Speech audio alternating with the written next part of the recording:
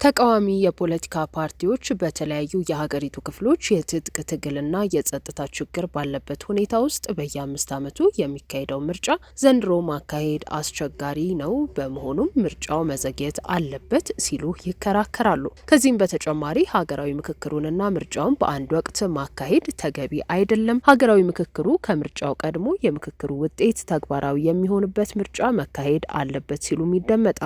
የኢትዮጵያ ሀገራዊ ምክክር ኮሚሽን የፖለቲካ ፓርቲዎች የላቀ ተሳትፎ ለሀገራዊ ምክክር ውጤታማነት በሚል መሪ ሀሳብ ህዳር 5 እና 6 ቀን 2018 ዓ.ም ከፖለቲካ ፓርቲዎች ጋር በአዳማ ከተማ በተወያየበት መድረክ ላይ የምክክር ኮሚሽኑ ኮሚሽነር መላኩ ወልደ ማርያም በመድረኩ ላይ የኮሚሽኑን ተግዳሮቶች በተመለከተ ሲያብራሩ የምርጫና ሀገራዊ ምክክር አንድ ላይ መምጣት አንዱ ተግዳሮት መሆኑን ገልጸው ነበር። ቅድም እናንተም ሰብሳቢው አማካኝነት ሲገልጹት እንደነበረ ሀገራዊ ምክክሩና ይሄ ሀገራዊ ምርጫ አንድ ላይ መምጣታቸው እሱ ራሱን የቻለ አንድ ተግዳሮት ነው። የሀገራዊ ምክክሩና የምርጫው ጉዳይም ራሱን የቻለ አንድ ቻሌንጅ ነው። እሱም በተመለከተ ከእናንተም ጋር የምናደርገው ውይይት የተወሰነ የመፍትሄ ሀሳብ ይፈነጥቃል ብለን ተስፋ እናደርጋለን። በቅርቡ ከሪፖርተር ጋር ቆይታ ያደረጉት የኢትዮጵያ ምርጫ ቦርድ ሰብሳቢ ወይዘሮ ሜላት ወርቅ ኃይሉ የቦርዱ ኃላፊነት በየ5 ዓመቱ አንዴ በህገ መንግስቱ እንደተቀመጠው ምርጫ ማካሄድ ነው። ስለዚህ በ2013 ዓ.ም ምርጫ ተካሂዷል፣ በ2018 ዓ.ም ደግሞ ይካሄዳል። ስለዚህ ቦርዱ ይህን ፕሮግራም ይዞ በዝግጅት ላይ ነው ያለው፣ ስራችንንም በዚያ መሰረት እንቀጥላለን ብለዋል። አክለውም ሀገራዊ ምክክር ኮሚሽንም በአዋጅ በተሰጠው ኃላፊነትና ጊዜ ስራውን ያካሂዳል። የት ላይ ተገናኝተን የትኛው ይቅደም የትኛው አይቅደም የሚለው ቦርዱ የሚወስነው ሳይሆን ሌላ አካል የሚወስነው ነው። ስለዚህ ይህ ቢደረግ ጥሩ ነው፣ ይህኛው ባይደረግ ጥሩ ነው የሚለው መግለጽ እንቸገራለን ብለዋል። ይህ በእንዲህ እንዳለ ወይዘሮ ሜላት ወርቅ ይህንን በተናገሩ ከሳምንት በኋላ የሚመሩት ተቋም የኢትዮጵያ ብሔራዊ ምርጫ ቦርድ በዚህ ሳምንት ህዳር 8 ቀን 2018 ዓ.ም እንዳስታወቀው 7ኛው ጠቅላላ ምርጫ ላይ የሚወዳደሩ የፖለቲካ ፓርቲዎች እጩዎቻቸውን ቦርዱ ባዘጋጀው ሲስተምና ቅጽ መሰረት ከህዳር 8 እስከ ህዳር 23 ቀን 2018 ዓ.ም ባለው ጊዜ ውስጥ እንዲያስመዘግቡ ጥሪ ማቅረቡ በፓርቲዎች ዘንድ ግርታ የፈጠረ መሆኑ ተገልጿል። ሪፖርተር ያነጋገራቸው የኢትዮጵያ ዜጎች ለማህበራዊ ፍትህ ፓርቲ ኢዜማ የድርጅት ጉዳይ መምሪያ ኃላፊና የምርጫ ጉዳዮችን የሚከታተለው የፓርቲው ኮሚቴ አባል አቶ ብስራት ጌታቸው ከምርጫውና ከሀገራዊ ምክክር የቱ እንደሚቀድም በጊዜ መታወቅ አለበት ብለው፣ ምርጫ ቦርድ ግን ፓርቲዎች ባልተስማሙበትና ረቂቅ ብሎ ካቀረበው የጊዜ ሰሌዳ በኋላ ውይይት ሳያደርግ ሂደቱን መቀጠሉን በመቃወም ኢዜማ ጥያቄ አቅርቧል። አሁን ባለንበት ሁኔታ ቅድም እንዳልኩ የተቋቋመ የምርጫ ስትራቴጂና ማኔጅመንት ኮሚቴ አስቀድሞ ወደ ስራ ከገባባቸው ጉዳዮች አንዱ በትክክል መሬት ላይ ምርጫ በትክክል ከፍትሃዊ የሆነ ምርጫ ለማድረግ የሚያስችሉ ሁኔታዎች አሉ ነው የሚለውን ስስ ወደ ማድረግ ነው የገባ ነው። የደረስንበትን ጉዳይ ለአባላቶቻችን ለደጋፊዎቻችን የምንገልጽ ነው የሚሆነው። ይሄ ከብዙ አንጻር መታየት አለበት። አንደኛው ቀድመንም ለውይይት አጀንዳ ክፍት እንዲሆን ባቀረብንበት አንዱ ጉዳይ የዚህ ከሀገራዊ ምክክር ጋር ተያይዞ ያለው ጉዳይ ስቲል ሀገራዊ ምክክርም በነበረው ባለፈው ቅዳሜና እሑድ አዳማ በነበረው ጉዳይ ላይ በደንብ አንስተናል። ከምርጫ ቦርድም በነበረው ስብሰባ ጋር አንስተናል።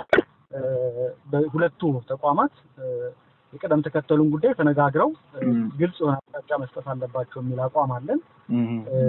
አንደኛው ጉዳይ እሱ ነው። ሁለተኛ ያው የሰላማዊ ምርጫ ማድረግ ብዙ ነገሮች አሉት። አንደኛው ጸጥታ ጉዳይ አለው። ሁለተኛው የፖለቲካ ምህዳር ጋር ተያይዞ የሚነሱ ተረጋጋሚ ዜማን በተረጋጋሚ ሲያነሳቸው የነበሩት የሚዲያ ነጻነት፣ ገዢው ፓርቲ መንግስትና ፓርቲ ካለመለየት ጋር እየመጡ ያሉ ሂደቶች፣ እነዚህ ሁሉ በምርጫው ላይ ጥላ የሚያጠሉ ጉዳዮች ናቸው። ግን ምን ድረስ ነው ይሄ ምርጫውን ፍትሃዊ ምርጫ ለማድረግ ያስችላል አያስችልም ያለው ነባራዊ ሁኔታ የሚለውን ዝም ብሎ በግብታዊነት ተነስቶ የሚወሰን ነው ብለን አናምንም። በእያንዳንዱ አካባቢ ያሉ ነባራዊ ሁኔታዎችን ማየትና መፈተሽ ይፈልጋል። ከዛ ጋር ተይዞ የምንደርስበትን አሰስመንት ወደፊት የምናሳውቅ ይሆናል። አሁን ግልጽ የሆነ ምርጫውን ለማድረግ የሚያስችል አስቻይ ሁኔታ አለ የለም የሚል ግልጽ የሆነ አቋም ላይ አልደረስንም። ያው በፊት ለምሳሌ አማራ ክልል ሙሉ በሙሉ የምርጫ ሁኔታ ተደርጓል። አሁን ግን ያለው አመጣጥ ሁኔታዎች ምን ድረስ ነው 100% ነው 80% ነው የምናውቀው ነገር የለም። ምርጫ ቦርድ የትኞቹ ድረስ ነው ምርጫ የሚያደርገው የሚለውን ግልጽ የሆነ ምርጫ ክልሎችን አይደንቲፋይ አድርጎ አላሳወቀንምና እነዚህ ነባራዊ ሁኔታዎች በደንብ ሲታዩና ሲፈተሹ ትክክለኛ ቁጥሩ ላይ ምን ደርስ ነው የሚሆነው። እንደውም ሰሞኑን በተለይ ነው ለቀን በሰፊው እየተነጋገርንበት ያለውና ለምርጫ ቦርድ ቅሬታችንን ያስገባንበት ጉዳይ ምርጫ ቦርድ ምርጫውን አሁን እያስካሄደበት ያለው አካሄድ ላይ በተለይ ከእጩዎች ማስመዝገብ ጋር ተያይዞ ብዙ ጥያቄዎች አሉን። ግርታን ፈጥሮብን ያለፉ ጉዳዮች አሉ። በተለይ እንደሚታወቀው ምርጫ ቦርድ ፖለቲካ ፓርቲዎችን ጥቅምት 10 2018 ሰብስቦ ነው ጊዜያዊ ሰሌዳ ያቀረበው። ሀሳብ እነዚህ ጊዜያዊ ሰሌዳ በሂደት እየታየ ይሻሻላል የሚል ነው እንጂ መጨረሻውን የምርጫ ሰሌዳ አላሳወቀም። ከፓርቲዎች ጋር በመጨረሻ ጊዜ ሰሌዳ ላይ ውይይት አላደረገም። ጊዜያዊ ሰሌዳ ይሻሻላል ሲባል ኤክስፔክት የሚደረገው ወደፊት ሁኔታዎች እየታዩ ይራዘማሉ የሚባል ነው።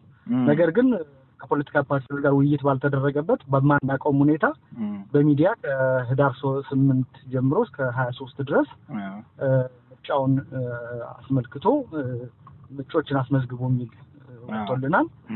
ኢዜማ ባለው ዲሞክራሲያዊ የውስጥ አሰራር መሰረት ምርጫዎችን የምንመለምለው ከማዕከል አይደለም። እያንዳንዱ ምርጫ ክልል ሰብስቦ እጩዎችን አወዳድሮ ጠቅላላ ጉባኤ ጠርቶ በእነዚህ ጉባኤ የተመረጡ ሰዎች ናቸው ፓርቲውን ወክለው በየምርጫ ክልላቸው የሚወዳደሩት።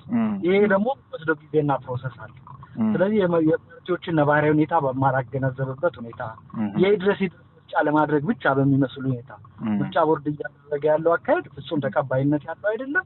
በዚህ ሁኔታ ከቀጠለም ምናልባት እጩ ለማቅረብም የምንቸገርበት ሂደቶች እንዳሉ ይሰማናል። ይህንንም ማስመልከት ለምርጫ ቦርድ ግልጽ የሆነ ቅሬታችንን አስገብተናል። ምርጫ ቦርድም እንዳካሄድ ማተኮር ያለበት ፍትሃዊ ታማኝነት ያለው ምርጫ ማድረግ ላይ እንጂ የድረስ ይልወጣ የሚል አይነት አካሄድ መሄድ ከሆነና በዚሁ ከቀጠለ ምናልባት ምርጫው ላይ ጥቁር ጠባሳ እንዳይጥል ስጋቶች አሉ።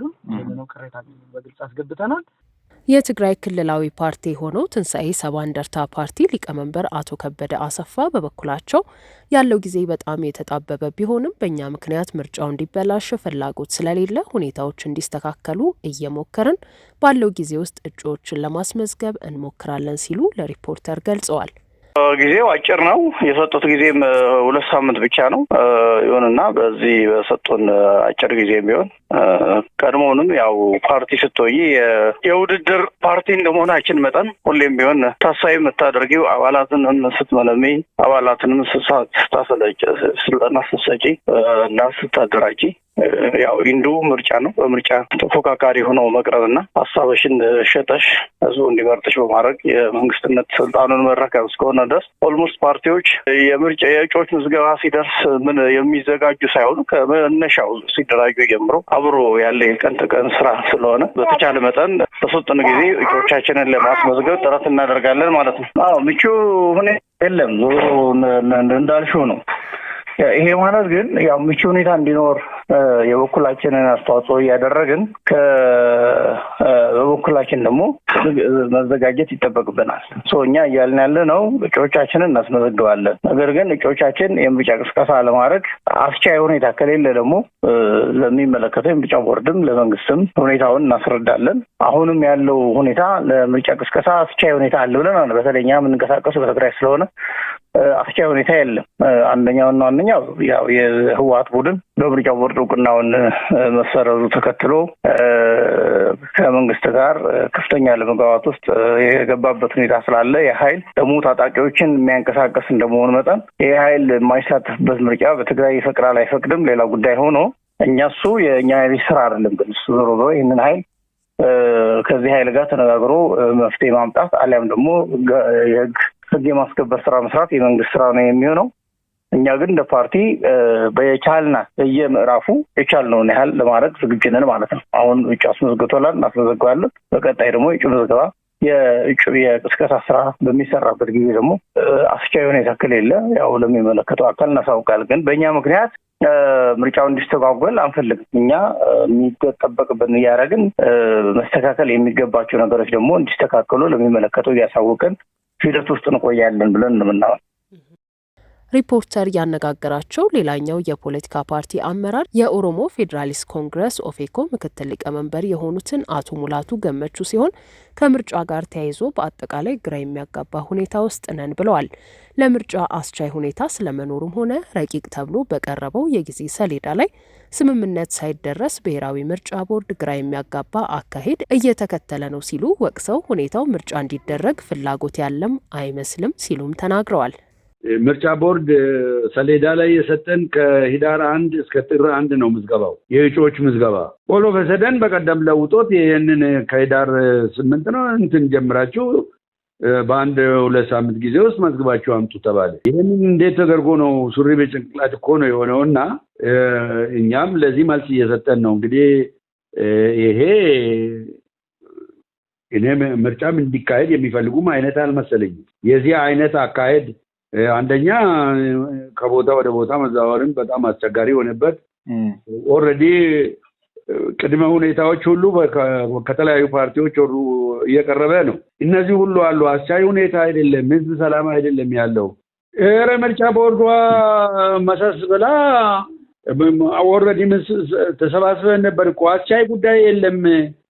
ይሄ ሀገር ታስታውስ እንደሆነ አቶ ኤልያስ 2005 6 የ2007 ምርጫ እንደዚህ ቁጭ ብለን ኢህአዲግ በዚህ አይነት ከቀጠለ ምርጫው ምርጫ አይሆንም። ማሸነፉን ታሸንፋላችሁ፣ ነገር ግን ይሄ ተርማችሁን አትጨርሱም። ኢንቢትዊን ይሄ ሀገር ይበጠበጣል አልና ተርማችሁን አትጨርሱም። ይሄ ደግሞ እናንተ you are not good politicians ይልቅስ አሁን ዞር ብላችሁ ሰላማዊ አርጋችሁ ምርጫውን ሌላ ሰው ሰጣችሁ ዞር ብትሉና ለሚቀጥለው ጊዜ ተዘጋጅታችሁ ብትመጡ የበለጠ ተመራጭ ትሆናላችሁ፣ ካለዛ ትጠፋላችሁ አላችሁ። ልክ ያለው 2010 ላይ ተርሙን ሳይጨርስ ያ ሁሉ የለውጥ መጣ። አሁንም የምናየው የዛን አይነት ሴንቲሜንት ነው። ምርጫ ቦርድ ከአንድ ወር ገደማ በፊት ለፓርቲዎች ለውይይት ባቀረበው የጊዜ ሰሌዳ መሰረት ግንቦት 24 ቀን 2018 ዓ.ም ድምጽ መስጫ ቀን እንዲሁም ሰኔ 3 ቀን 2018 ዓ.ም የምርጫ ውጤት መግለጫ ቀን ነው ተብሏል።